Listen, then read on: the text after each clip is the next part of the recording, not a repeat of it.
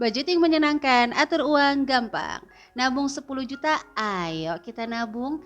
Nah, teman-teman harus perhatikan dulu, kalau mau benar-benar berhasil 10 juta 1 tahun, usahakan tidak membaginya secara ngepas. Karena akan ada 2 bulan kita over budget, yaitu anak sekolah dan saat puasa tiba. Dan sebelum membuat target, pastikan kamu memiliki gaji bersih atau income free 30 juta setahun. Untuk ngitung gaji bersih, Bunda udah tayangi di video sebelumnya.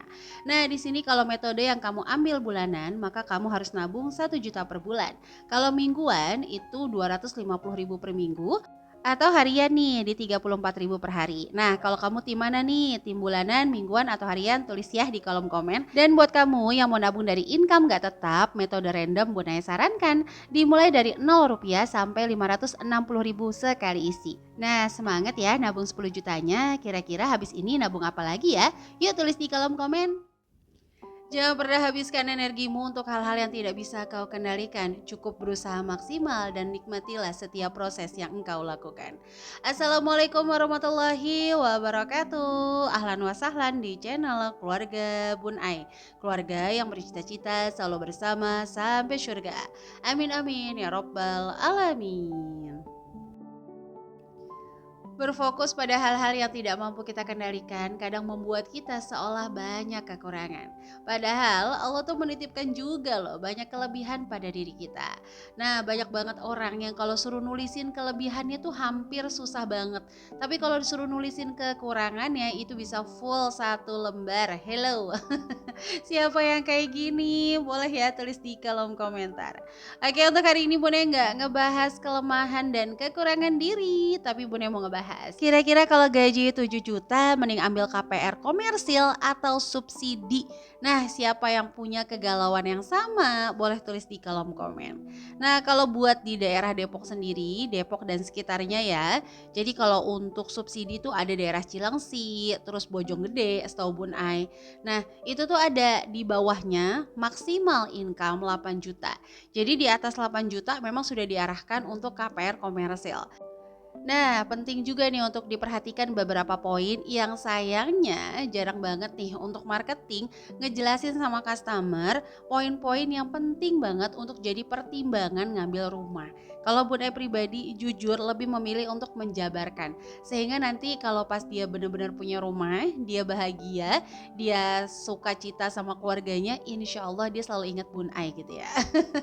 Wah, dulu aku untung aja di info sama Bun Ai, nah itu happy banget sih.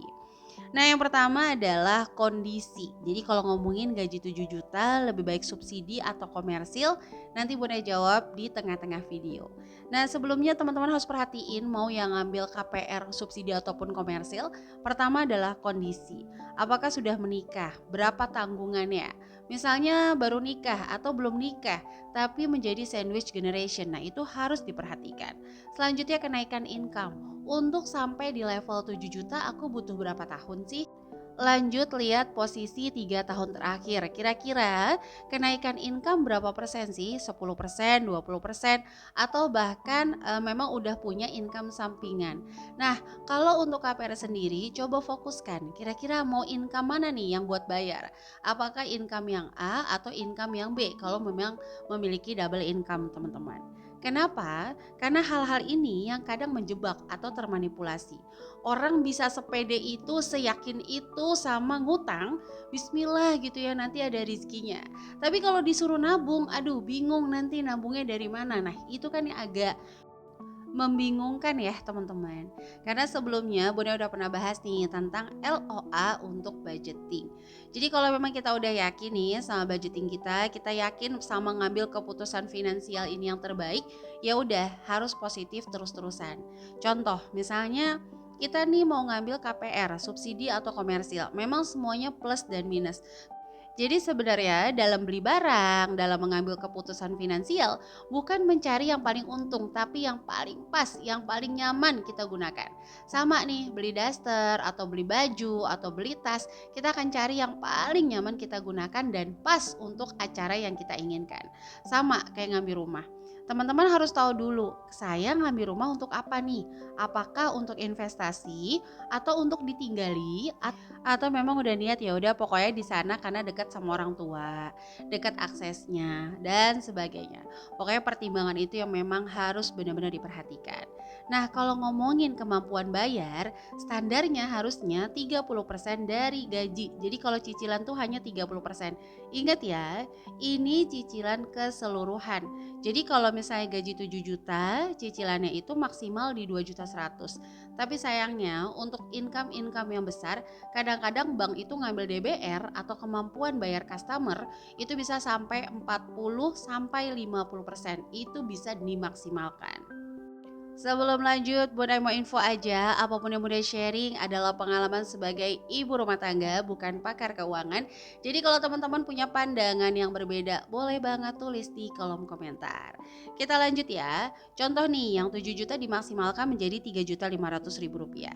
Nah, idealnya lagi, 50% dari gaji itu untuk kebutuhan, baik iuran, tagihan bulanan, kebutuhan pokok, itu ngambilnya di 50%. Sisanya 20% untuk dana lain-lain atau tabungan atau bahkan dana tak terduga. Sampai sini kira-kira ada pertanyaan? Boleh banget tulis di kolom komen. Atau pas banget Bunda materi hari ini, aku emang lagi galau banget nih antara komersil dan subsidi. Boleh juga tulis di kolom komen ya. Nah, kalau ngomongin pengalaman, terus ngomongin cerita, Bun Ai belajar juga dari teman-teman. Banyak kok yang rumahnya tadinya tuh subsidi, terus dikontenin, terus misalnya dari tempat mengajar, les, dan barokallah mulai tuh beranjak pelan-pelan pelan-pelan. Jadi memang dulu Bun Ai diajarin untuk beli rumah dengan rumah. Nggak tahu kenapa, itu nggak hanya rumah, bahkan kayak kendaraan. Bunda itu memang tipikal yang kayak beli kendaraan dengan kendaraan, beli rumah dengan rumah. Maksudnya apa? Beli rumah semampunya Bun Ai. Nanti kalau misalnya dalam perjalanan ternyata ada rezeki lagi, pilihannya rumahnya dijual atau beli lagi yang kedua. Kalau misalnya kendaraan juga sama. Kalau misalnya masih mampu lagi, kendaraan pertama dijual, tambahin sedikit, dapat yang lebih besar. Terus begitu. Tapi ingat ya, ini mah jalan hidup Bun Ai dan memang gak harus sama teman-teman. Setiap orang tuh pasti punya prinsip hidup yang beda-beda. Kembali lagi untuk income 7 juta, kalau Bun Ai boleh saran, ngambilnya subsidi aja. Income 8 juta ngambil subsidi aja. Kenapa? Cicilannya masih di 1 sampai 1,5 juta. Tergantung tenor yang memang di-approve sama banknya. Biasanya juga bank tuh bakal kayak approve tenor tergantung sama usia kamu. Kalau usianya masih produktif banget diarahkan yang 20 tahun. Tapi ingat, kamu punya hak untuk nego tenor. Jangan ngikut-ngikut aja ya. Tapi kalau semakin panjang tenornya juga sebenarnya nggak ada masalah karena biasanya ada asuransi di sana. Terus teman-teman juga punya kesempatan untuk nabung jauh lebih banyak untuk yang pertama kendaraan, yang kedua renov rumah misalnya kurang A, kurang B, kurang C, yang ketiga bisa di boom cicilannya. Nah, ini juga ada perbedaan nih untuk ngebum cicilan di tengah-tengah antara bank konvensional dengan bank syariah. Kalau bank syariah itu namanya pelunasan sebagian. Kalau bank konvensional itu namanya boom cicilan yang akan mengurangi. Nanti kita akan dikasih choice mau tenornya diperpendek atau cicilannya diperkecil. Nanti kita bakal kayak dikasih pilihan ya, teman-teman. Tapi biasanya ini hanya bisa dilakukan kalau cicilannya udah berjalan di 5 tahun. Wallahu a'lam bishawab. Ini hasil surveinya Bun Ai aja ya. Selanjutnya adalah tujuan-tujuan finansial lainnya. Masa sih kita kayak fokus aja ke rumah ini, kita nggak ada tujuan finansial lain? Contohnya yang mau usaha. Nah, dana ini bisa disimpan untuk dikumpulkan kalau udah cukup bisa dijadikan, mohon maaf. Ini udah belibet mulu kalau akhir bulan. Kemarin ada yang enggah tuh di 531 Bun Ai belibet antara pemasukan sama pendapatan. Iya, bener banget. Terus lope-lope buat yang selalu detail libetnya Bun Ai itu di mana? Masya Allah tabarakallah. Mohon maaf ya teman-teman. Ya udah hafal ya kalau Bun Ai emang ratu belibet ya. Kalau dubbing, Masya Allah. Oke lanjut ya. Jadi yang 20% ini adalah dana lain-lain. Dia itu 1.400.000. Bisa untuk pendidikan, pajak tahunan, dana darurat. Hindari banget kita fokus pada satu aset tapi membuka pintu hutang. Jadi ujung-ujungnya sama aja. Kita mau satu aset ini kita hutang. Terus kita ada tujuan pendidikan, kita gadaikan aset tersebut terus kita utang lagi. Jadi terus utang gak berhenti-berhenti sampai pensiun. Nah, itu dihindari banget. Selanjutnya 50% untuk kebutuhan. Tapi sampai menit ini Bun mau info sedikit aja. Buat kamu yang memang pengen ngambil hutang jangka panjang dengan sistem bunga nggak flat alias turun naik, please banget perhatikan kenaikan income kamu. Apakah balance atau enggak. Yang ngambil KPR komersil, lihat bunga promonya. Tanya sampai berapa tahun. Kayak TikTok nggak tuh? Jadi jangan sampai kejebak ya. Kayak marketing bakal bilang, tenang aja income-nya akan naik kok, masa income segitu-gitu aja. Yes, ingat ya, kenaikan income itu akan sesuai dengan kenaikan kebutuhan. Anak bayi hanya butuh susu, anak sudah besar bisa butuh susu, kuota, biaya nongkrong, dan sebagainya. Oke, di akhir video Bun Ai juga info yang 50% untuk kebutuhan 3.500.000 kalau bisa dianggarkan, dan usahakan dari 3,5 juta ini simpan beberapa persen untuk dijadikan modal usaha. Nah, jadi ini aja nih yang bisa Bun Ai sharing di hari ini.